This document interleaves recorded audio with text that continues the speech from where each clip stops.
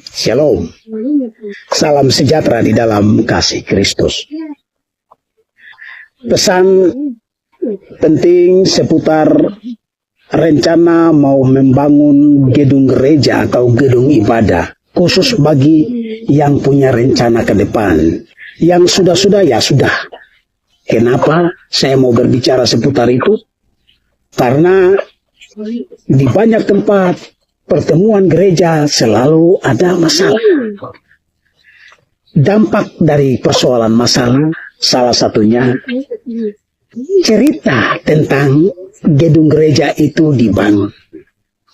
Jadi saya tidak bicara tentang pribadi orang, tetapi di seputar tempat ibadah atau gereja.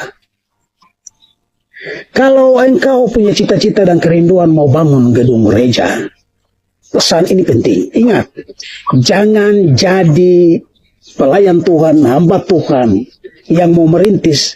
Jangan jadi orang yang suka minta-minta. Itu yang pertama. Minta-mintanya kemana saja? Ke orang yang punya.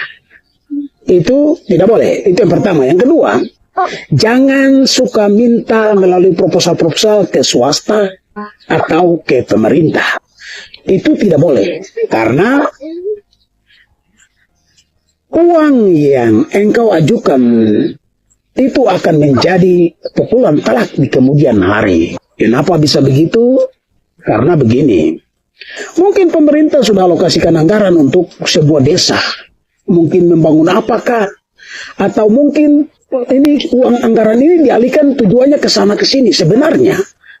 Tetapi karena engkau mengajukan proposal, uang yang seharusnya ada di sana dia sampai kepada Anda. Untuk apa? Membangun gedung ibadah itu.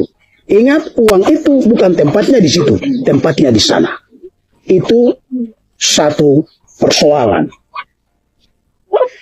Uang itu kalau engkau bangun, lama-kelamaan, sudah berdiri, sudah jalan, engkau hidupnya akan ketergantungan kepada pemerintah, kepada proposal.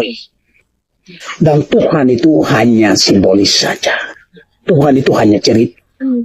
Jadi, ingat, kalau mau bangun gedung ibadah, pesan penting ini, Tuhan sudah kasih kelebihan, Tuhan sudah kasih potensi. Ayo garap itu, olah itu. Targetlah 5 tahun ke depan, 10 tahun ke depan, 15 tahun ke depan, 20 tahun ke depan, atau 25 tahun ke depan, saya akan bangun gedung ibadah. Dan saya harus memulai dari sekarang. Cari uang. Kalau itu yang dibangun, dan itu berhasil, percaya, gereja Anda tidak akan pernah meminta-minta sama orang, tapi ringan hatinya membantu kepada orang. Itu pasti. Dan engkau membuat itu berarti jemaatmu juga akan tertanam nilai-nilai hidup itu. Bahwa hidup tidak boleh meminta-minta, hidup tidak boleh berharap kepada pemerintah, tapi hidup bagaimana caranya? Dari saya punya gereja, saya memberikan sumbangsi terbesar kepada pemerintah. Kamu yang memberi makan. Saya pikir seperti itu. Yang sudah banyak persoalan masalah karena itu.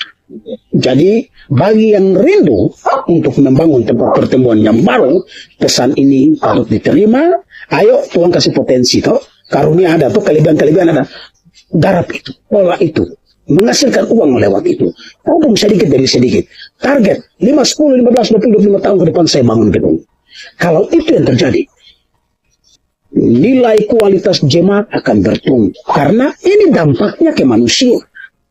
Jadi Tuhan bisa datangkan orang-orang yang berada. Akhirnya mereka jadi donatur, mereka jadi penopang. Jemaat sendiri membangun gereja. Jemaat sendiri membangun jemaat sendiri. Dan bisa memberikan kepada jemaat yang lain. Bisa membantu, bisa menopang yang lain. Bahkan bisa mewujudkan visi misi program pemerintah. Luar biasa. Dan itu tidak ada duri.